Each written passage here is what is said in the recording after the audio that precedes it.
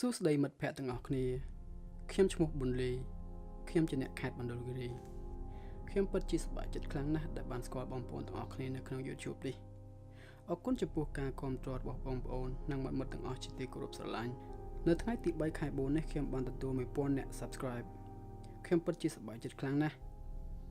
1000 អ្នកវាមិនច្រើនណាស់ទេសម្រាប់អ្នក YouTuber តែសម្រាប់ខ្ញុំគឺច្រើនណាស់ទៅហើយខ្ញុំសូមអរគុណបងប្អូនទាំងអស់គ្នាខ្លាំងមែនទែន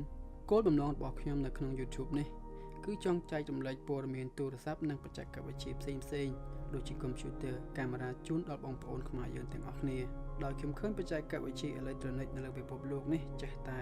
អភិវឌ្ឍទៅមុខក៏ដូចជាប្រទេសខ្មែរយើងផ្ទាល់តែម្ដងតាមការពិតទៅខ្ញុំមិនសូវចូលចិត្តយកវីដេអូគេហើយយកមកបកស្រាយបន្តនោះទេតែដោយសារខ្ញុំអត់ទាន់មានលទ្ធភាពក្នុងការទិញរបស់ដើម្បីយកមកបកស្រាយផ្ទាល់